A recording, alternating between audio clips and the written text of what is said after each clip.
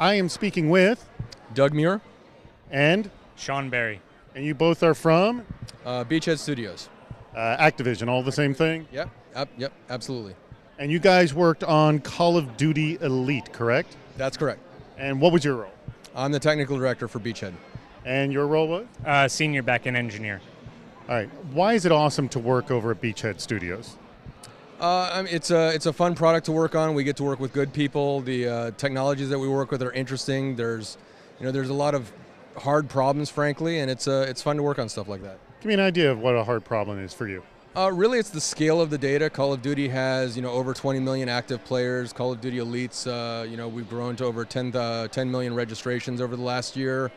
It's a website that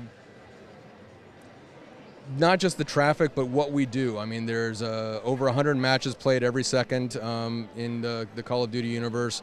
We've got to take that data, we've got to process that data, we've got to present it to the user in a way that's hopefully interesting and compelling. And there's just a lot of interesting challenges in trying to solve that problem. There's two elements of it. One, it's a live service, so part of our day is kind of unpredictable. It's whatever's on fire today. And then the rest of it is, what do we need to get done for the next Call of Duty title so that Elite supports it in a way that's compelling to that community.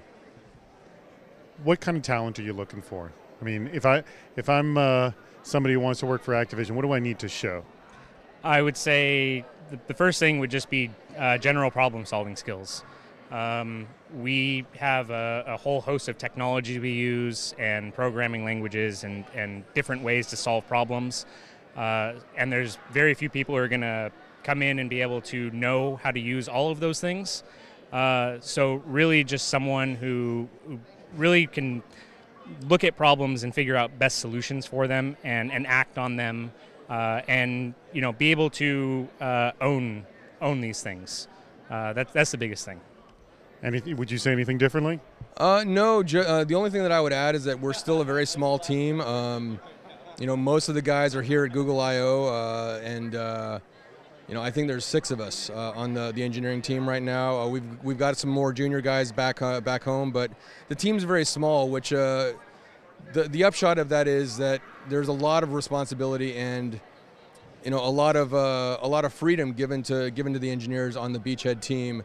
It's not something where you have the safety of very well-defined, small, manageable tasks. I mean, when Sean talks about what he has to do that day, it's going to be a big thing like understand the match data coming out of Black Ops 2.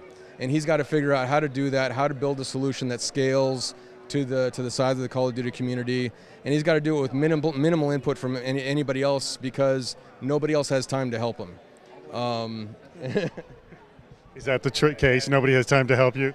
Yeah, there's just not enough of us. Yeah. So, yeah. No, but people aren't working autonomous. I mean, you guys lean on each other, yes? Naturally, we do lean on each other, but everybody really needs to be able to set their own goals and drive towards them themselves. It's not the kind of place where there's a heavy management hand. If you're not a self-starter, if you're not somebody who can manage your own time and work to completion, you're not going to be very successful. So, getting back to the original question, what kind of person are we looking for at Beachhead? We're looking for really smart guys who want to get stuff done.